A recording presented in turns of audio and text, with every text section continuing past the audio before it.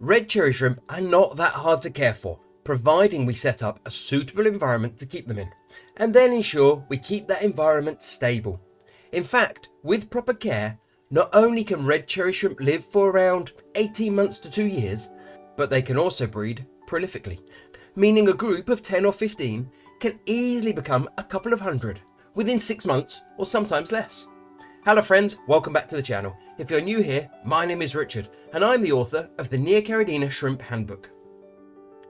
Keeping red cherry shrimp, or to give them their proper name, Neocaridina shrimp, has never been more popular.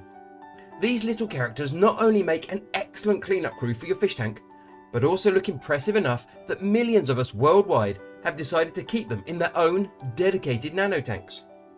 And of course, red cherry shrimp don't only come in red. They're also available in yellow, green, blue, black, orange, and several other colours.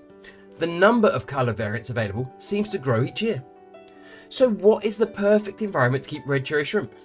Firstly, they need an aquarium, and whilst they can technically live in any size aquarium, in my experience, a minimum of 5 gallons or 19 litres should be considered the starting point, but larger is always better if you can offer it. The tank should be set up with a substrate on the bottom and at least a few decorations in the form of rocks or aquarium safe wood. These decorations provide the shrimp hiding places as well as additional surfaces for algae and biofilm to develop on. Algae and biofilm are important food sources for shrimp, but more on that later. In addition to the wood and rocks, cherry shrimp do benefit from the addition of live aquarium plants. Live aquarium plants not only bring a natural feel to the tank, they also increase the number of hiding places for the shrimp. Neocaridina shrimp are well aware of their place in the food chain and are under no illusion that pretty much every fish that comes near them would consider them a tasty snack.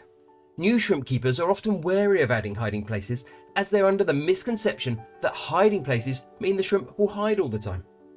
In my experience, the more hiding places you provide your shrimp, the less likely they are to hide. Shrimp don't want to hide all day long, but they do want to be near a hiding place just in case. If you only provide your shrimp with a single place to hide, there is a good chance they will never leave that spot. If on the other hand you cram your tank full of wood and rock and plants, the shrimp will never be more than a quick dart away from the nearest hiding spot, meaning they feel relaxed and happy to cruise around the aquarium looking for food. The third reason to add live aquarium plants to your tank is as the plants grow, they will actually absorb some of the waste from the shrimp, making your aquarium a cleaner, healthier place for the shrimp. If you add enough live aquatic plants to your shrimp tank, you can get away with not having a filter. However, if you are new to shrimp keeping, I would highly recommend using a filter, and I'll explain why. When our fish or shrimp go to the bathroom, their waste is high in ammonia. Unfortunately, ammonia is highly toxic to aquatic life, and even in very low levels can prove fatal to aquarium inhabitants. As luck would have it, there is a naturally occurring strain of bacteria that inhibits our aquariums, and this bacteria's sole purpose in life is to consume ammonia and convert it to the slightly less toxic nitrite. Nitrite is still toxic to fish and shrimp, although they can tolerate it in slightly higher concentrations than they can ammonia. Again, nature finds a way, and there is another strain of bacteria that converts the nitrite to the far less toxic nitrate, this time with an A. What does all this have to do with filters? Well, filters provide the ideal location for these strains of bacteria to live and multiply. The media in a filter is highly porous, and the sole job of a filter is to suck in water and pass it through the media, where the bacteria are waiting to consume ammonia and nitrite. So in my opinion, if you're new to shrimp keeping, go with a filter. As mentioned at the start of this video, I wrote the Neocaridina Shrimp Handbook, which is 97 pages crammed full of information about keeping, breeding, and feeding cherry shrimp. I'm currently able to offer the first 13 pages of the book absolutely free to download. Follow the link in the description or scan the QR code on screen. What about a heater?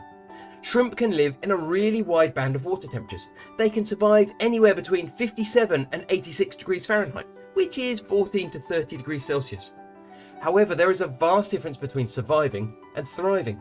If you want your cherry shrimp to thrive, you should aim to maintain the water temperature between about 72 and 76 degrees Fahrenheit, which is 22 to 24 degrees Celsius. For many of us, the best way to maintain a stable water temperature for our shrimp is to use an aquarium heater.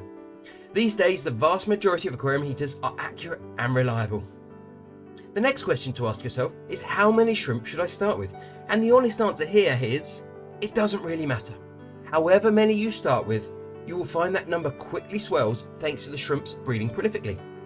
With that said, 10 to 15 is a good starting place for most people. That number of shrimp will usually be affordable and give you the best chance of getting a mixture of both males and females. Of course, you could start with just a pair and build your colony up from there, but why make things harder for yourself? Once you have your shrimp, you'll want to feed them a good mixture of foods to ensure they get a balanced diet. Personally, I feed my shrimp a mixture of sinking pellets, Repashy gel food and frozen bloodworms. While shrimp are technically detrivores and they can survive just scavenging food from the bottom of the aquarium, if you really want your shrimp colony to grow and the shrimp to show their best coloration, you want to ensure you feed them well. Essentially, the answer to the question, are shrimp hard to keep, is no. Shrimp are not hard to keep, providing you set the environment up correctly. If you're wondering, are shrimp hard to breed? Then watch this video next. Thanks for watching.